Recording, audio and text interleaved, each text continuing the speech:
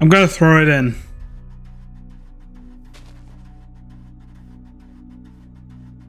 Here we go then. We've seen a lot of strange things in this world. First, there was the exodium fragment, some kind of meteor that landed right next to our base. Then, we found an altar that gave us a lodestone compass, which in the end led us here, to this structure. But we needed a key for it, which turned out to be the exodium fragment. So now, it's time to see what this is all about. Oh god, it's going down. Let's do this. So there's a sign here. Do not remove the gravel, the area might collapse. There's a doorway right here, and this just looks like a mirrored version of it. So I guess there's a room on this side too, but yeah, we can't remove the gravel apparently. And also the light is broken. I guess that just leaves us with this room. Really dark in here. And a pressure plate, some plants. Alright, let's see what's inside of these barrels. We got some iron, some redstone, potatoes, cobwebs, and a book and quill. We're gonna check that out next. Let's see. Oh, there's a lot in here. That's 10 pages. Vault number 2. Day 109. Today was the day I was walking towards. I finally figured it out. The exodium star, its core, as well as its fragments, the cosmic spire, and cipher. They're all connected. I thought the exodium star was just some insignificant celestial body, but it turned out to be vital for the absolute meltdown, as it will be the source of the calamity. I let Cypher analyze the fragments I found a few days ago, as well as the core, and the reaction was incredible. If this had happened on top of the cosmic spire, which I have yet to construct, I believe the absolute meltdown would have occurred. Unfortunately, the reaction was too strong, and it caused the lab to collapse. I think it should be obvious that everything inside is now a thing of the past, so I'll have to create a new version of Cypher and somehow get more materials from the exodium star. Still, this is an important breakthrough that might have a greater effect on this world than anyone can currently imagine. This is going to be my last entry for this vault. After all, the incident in the lab caused this whole area to become unstable, so staying here any longer while conducting new experiments would be suicide. I will leave this entry inside the vault and will be on my way to greatness. Side note, actually, let's not read this yet, because there's a lot to unpack here. Lots of cryptic new information. I mean, he did mention the exodium star and its fragments, like the exodium fragment, so there's definitely a connection there. As for the core, I guess we'll have to wait for that. So whoever wrote this said that they haven't constructed the cosmic spire yet, so I assume that's some sort of building, and it also seems to be connected to the absolute meltdown. That just sounds like the end of the world. But how is that connected to anything we've seen so far? Like, there's no mention of meteors or altars. There's a lot of new information, but it doesn't really help us. On the other hand, we haven't read the side note yet, so let's keep going. Side note, if everything works out as planned, this should be the first entry to be read by someone other than me. If that is the case, I welcome you to my vault, dear reader. I cannot tell you my name yet, as it would make things complicated, but for the time being, you shall call me Enigma. I'm a scientist with the goal of reforming this world and re-evaluating it. I might sound like an insane person that wants to destroy the world just because, but as you should soon find out, there's a lot more to it than that. For now, you should try to locate the third vault. I believe you should have seen a structure that looks like an altar at this point of time. Take some time to inspect it. For the time being, please think about your actions. This will become important later. All of this being said, feel free to step on the pressure plate in this room. There's a dispenser with a certain piece of headwear below it. The function of it will become apparent at some point in the future. This is all I have to say for now. Farewell, monocode. Wait. No, that can't be right. Okay, so now we know that this is important because this person, this so-called Enigma, he knows who we are. And somehow he also knew that we would find this vault. And it doesn't help that he's being incredibly vague. But I guess since he knows us, we might be able to trust him. But it might also be the opposite. Still, if he was our enemy, wouldn't he just kill us? Like, there can't be anything else to it, right? I was hoping that this vault would answer our questions. And it did. It did answer a few questions that we didn't have, but at least we know what to do next. So first, this pressure plate. Enigma said that there's a dispenser below it and you can barely see it. So let's go then. It doesn't work. Maybe because I have my helmet on? Did anything happen? Oh, yeah, that's definitely new. We have a visor now. Honestly, I like it. can I still wear my helmet? I can. Well, you know what? All things considered, that's pretty good. And since we will apparently need it in the future, I'm just gonna keep it.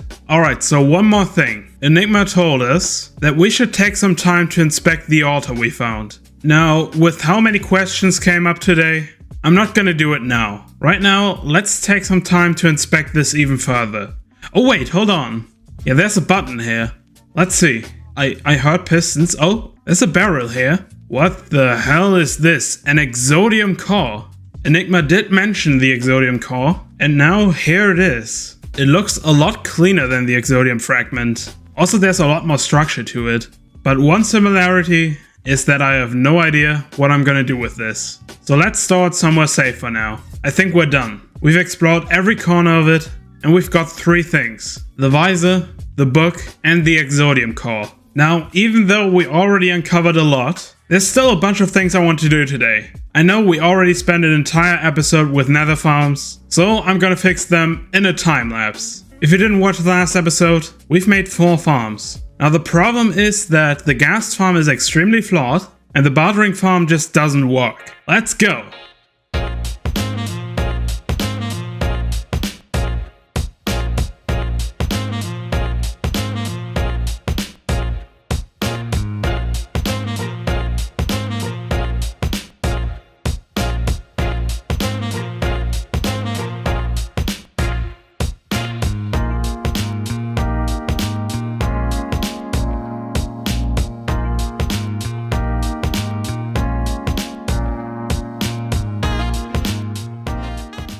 We're done. This whole district is finished. The only thing I might change is the gold farm, because we could add a lot more layers to it. I mean, look at this ghast farm. Last time we got maybe 10 ghast tears in like 10 minutes. Now we got this.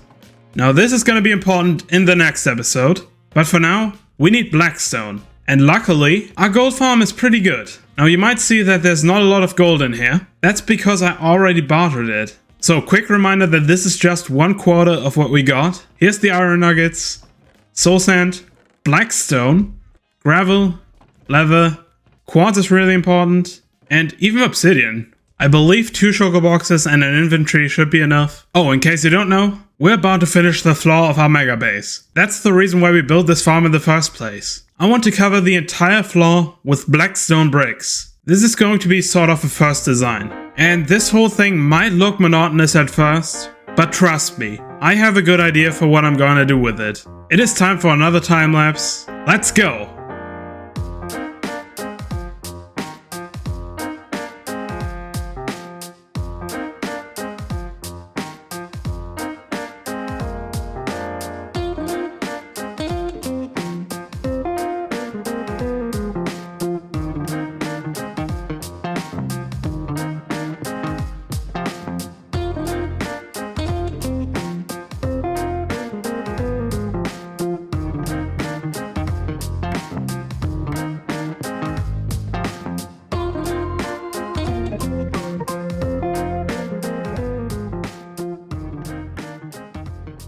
The floor is done.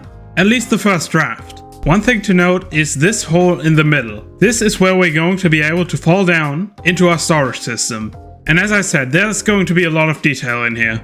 There's going to be pillars, there's going to be beacons, waterlogged stairs, and just everything that you would need for a base. So now that we're done with that, I think we should do something that I wanted to do for the past episodes. We're going to build a sand duplicator. Now to do that, we first need a little bit of space.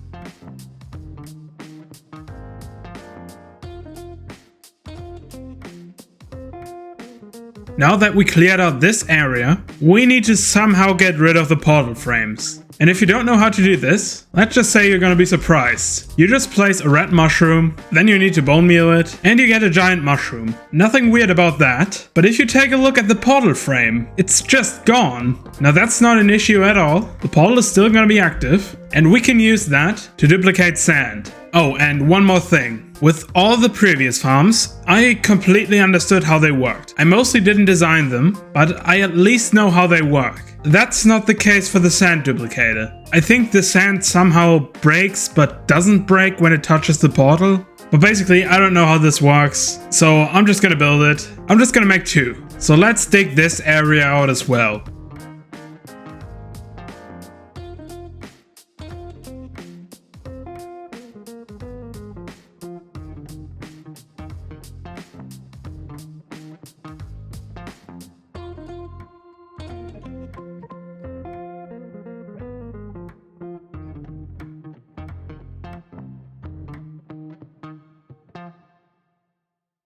So now we have 2 sand duplicators, but we're still not completely done in the overworld.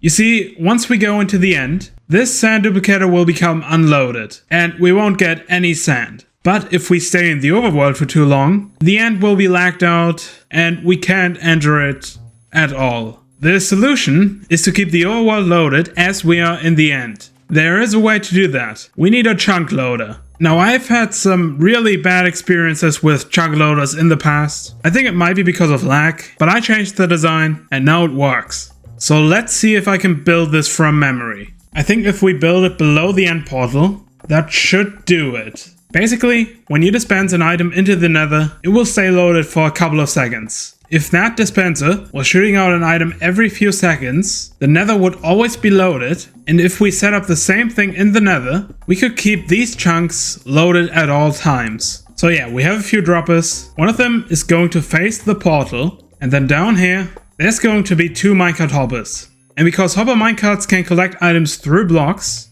every item that goes in here will be picked up from these hoppers below. And usually you would detect if there was an item in here with a comparator, but that didn't work for me. So instead, we're going to use an observer clock. And now we do the same thing in the nether. So I think if we throw some items in here, we should get them back, hopefully. Let's see if it works from the overworld. Seems like it.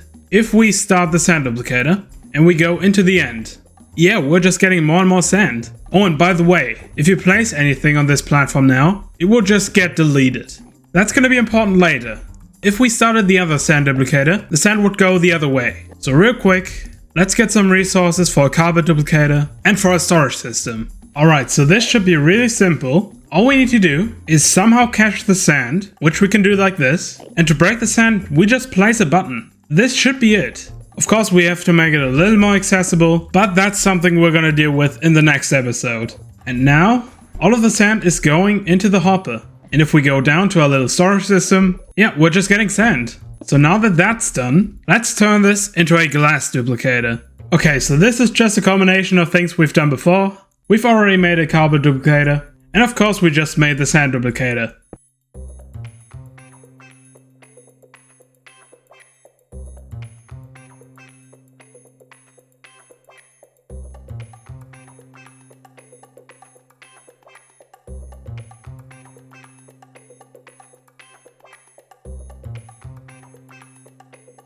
Okay, so right now the issue is that we're out of obsidian. We're in the end, so it's not that big of an issue anyways. But there is actually another use for this farm. So the reason why blocks disappear when I place them is because this sand and it's the end. And when that happens, this obsidian platform and the area around it will be reset. If we break this obsidian, it will reappear. So we can make an obsidian farm. And this farm is actually as easy as putting a hopper minecart below the obsidian. If we now turn on the other sand duplicator, we'll have a glass generator.